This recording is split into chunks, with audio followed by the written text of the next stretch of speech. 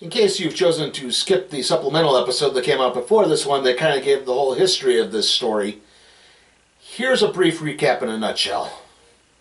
Janet Van Dyne, the hero known as the Wasp, was apparently killed at the climax of the Secret Invasion event. In the wake of the event, Hank Pym, whose previous identities included Ant-Man, Giant Man, and Yellow Jacket, took up the mantle of the Wasp in tribute to Jan, with whom he had had a, let's say, complicated history. Meanwhile, the mantle of Ant-Man, which had been vacant since the death of Scott Lang, the second Ant-Man, fell into the hands of a low-level S.H.I.E.L.D. agent named Eric O'Grady. O'Grady was a self-serving lout who used the suit primarily to spy on women in the shower. So what would happen if, say, Hank Pym and Eric O'Grady suddenly found themselves having to work together? Well, today we're going to find out. This is Ant-Man and Wasp, Small Worlds. Hank Pym stands in the labs of Avengers Academy and addresses a camera. He says that he's still trying to make up for past mistakes, and he intends to open 6 Janet Van Dyne centers for victims of domestic abuse. He's looking for help, either financial or volunteer, and he reminds people to do what they can to live without regrets. Meanwhile, Eric O'Grady is falsifying an attack by Dr. Doom in order to get rid of the woman he slept with the previous night. Soon after the woman leaves, Eric is approached by internationally wanted thief, the Black Fox, who is also an informant for the S.H.I.E.L.D. agent.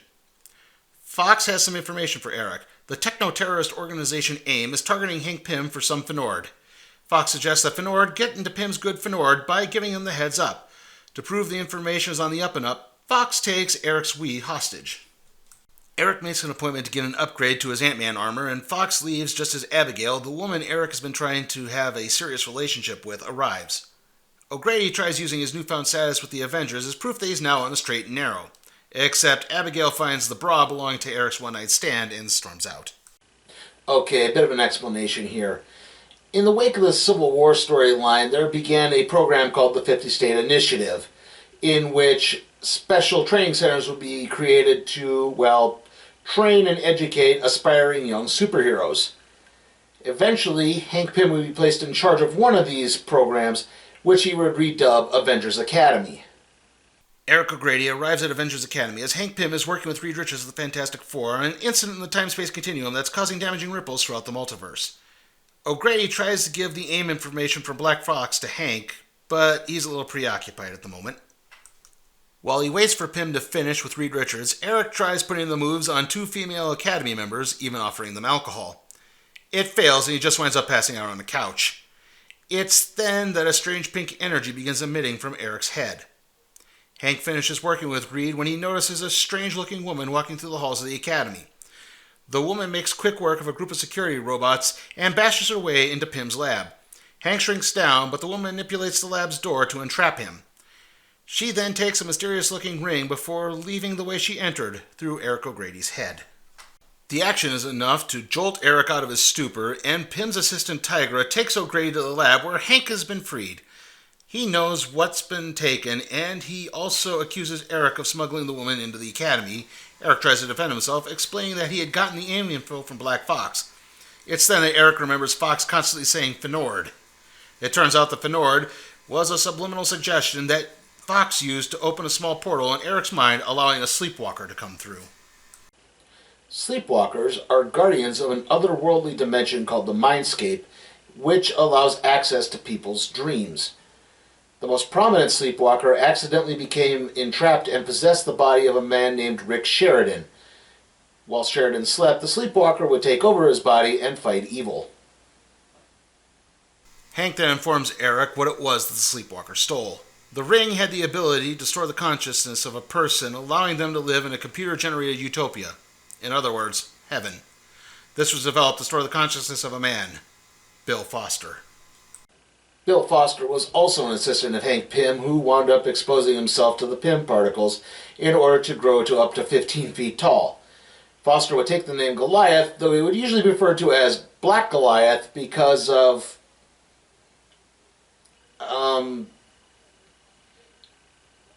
yeah.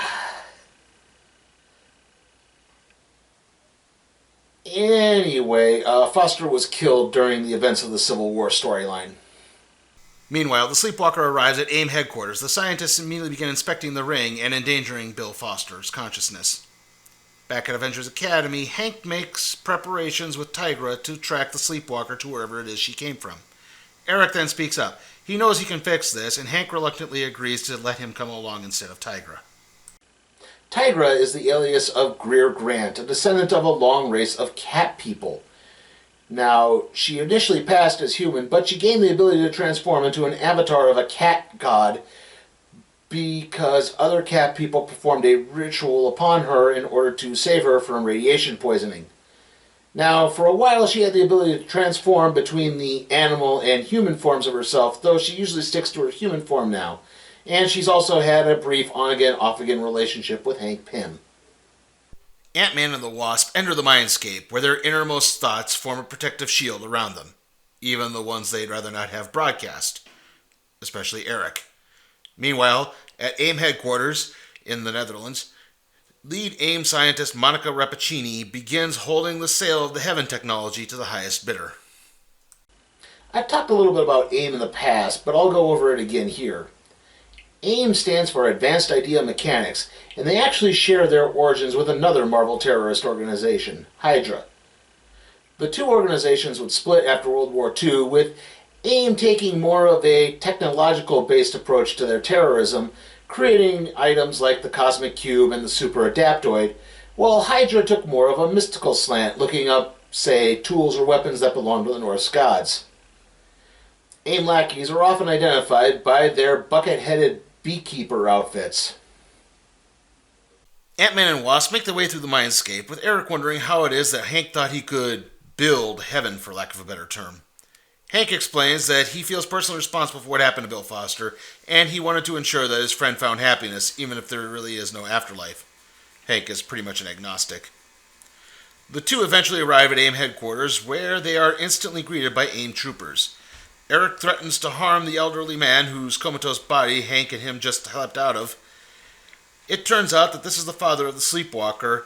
Her name is Anastasia, and he's actually part human. Monica and Anastasia look on from another room as Monica assures the Dream Traveler that no harm will come to her father as long as Anastasia follows orders. The two then head off to confront Ant-Man and the Wasp as they fight off the AIM troops. Hank begins using a new series of gadgets, like a portable hole generator, to aid the two in locating the Heaven Ring. However, it's then that Eric begins wanting to know why it is that Hank seems to hate him so much, even going as far as mocking Scott Lang. Hank slugs Eric and tells him to just help with the ring. However, just as Hank picks up the ring, Monica teleports into the lab and injects Eric with a toxin that will make his body reject the Pym particles. Eric uses the external ant legs built into his suit's backpack, and he and Hank grab the ring and the portable hole generator and use it to escape. The two shrink down to hide in the compound's ventilation shaft, and Hank proceeds to try to purge the toxin from Eric. Until that point, though, he needs to transfer Eric's mind back into the ring. Once there, Eric will need to guide Bill Foster's consciousness to a safe zone in the operating system. Eric is put into a coma and his mind is transferred in the ring, where he manages to find Bill Foster trying to hold things together.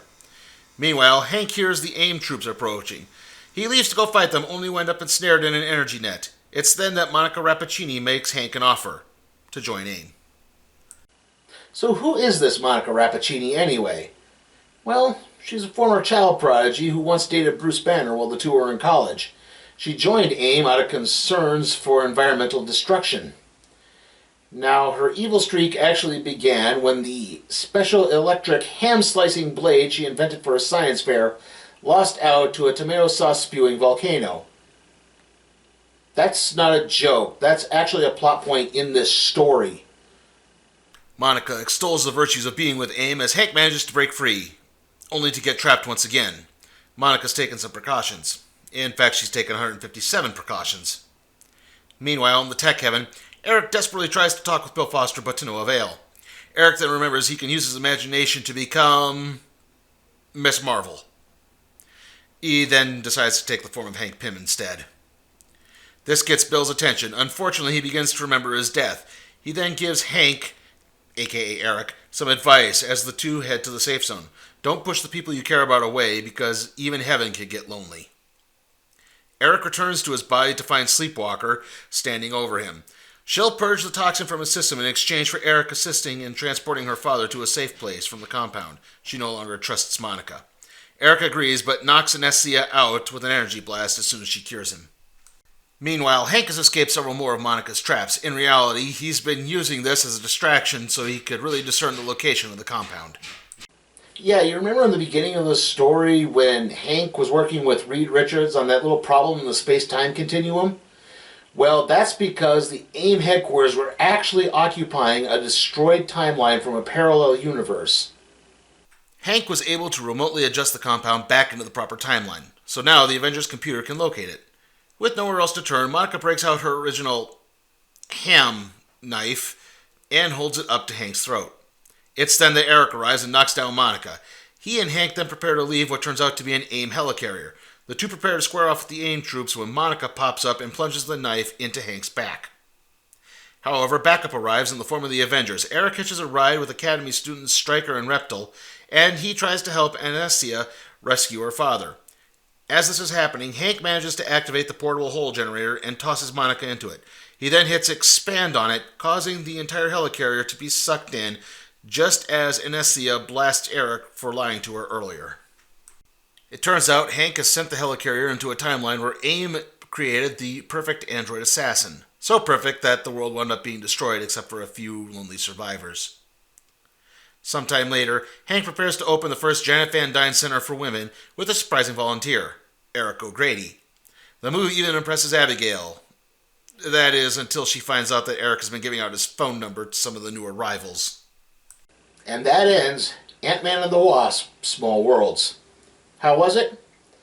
Well, on the plus side, the book does have a lot going for it. I think it has some really great top-notch artwork from Tim Seeley throughout.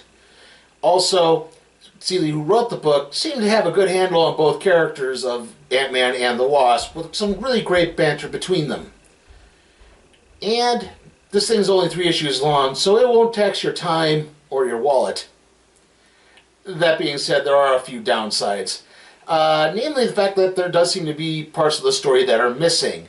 For example, we really don't see Bill Foster's consciousness reach the safe zone, nor do we exactly figure out why it is that Sleepwalker is not trusting Monica Rappaccini.